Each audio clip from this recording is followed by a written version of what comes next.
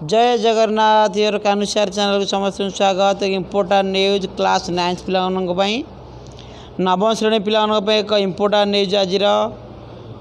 माध्यमिक शिक्षा परिषद Odisha Cuttack annual high school examination for class IX 2024 नवम श्रेणी पाई आसी टाइम टेबल बोर्ड परीक्षा वार्षिक परीक्षा कौन रही चार विज्ञप्ति नंबर रही 2440 एवं तारीख रही 13/12/2023। संपूर्ण खबर कौन रही है देखी नवा। एत द्वारा राज्यर समस्त विद्यालय प्रधान शिक्षक शिक्षयित्री परीक्षार्थी अभिभावक एवं सर्वसाधारण अवगति निमंते जणाई दिया जे नवम श्रेणी छात्र छात्री मान वार्षिक परीक्षा 2024 निम्न कार्यसूची अनुसार निज निज विद्यालय अनुष्ठित हो जहाँ संपूर्ण रही विवरण से देखी ना 6-3 परीक्षा आरंभ हम मार्च 6 आरंभ हम 6-3/2024 आरंभ हम जहाँकि प्रथम इंग्राजी रही द्वितीय भाषा बा इंग्लिश रही 6 एवं 7 रही थर्ड लैंग्वेज तृतीय भाषा बा हिंदी संस्कृत रही एवं 8 छुट्टी रही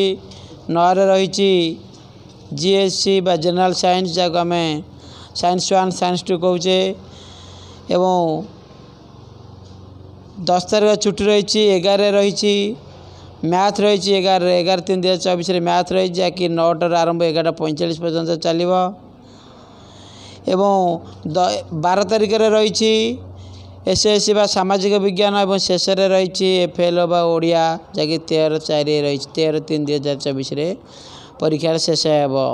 सबुठ इम्पोर्टाट कथा हो प्रत्येक परीक्षार प्रश्नपत्र परीक्षा आरंभ 2 घंटा पूर्व अर्थात 7 AM रु 9 AM पर्यंत बोर्ड वेबसाइट रे उपलब्ध है। विद्यालय प्रधान शिक्षक शिक्षयित्री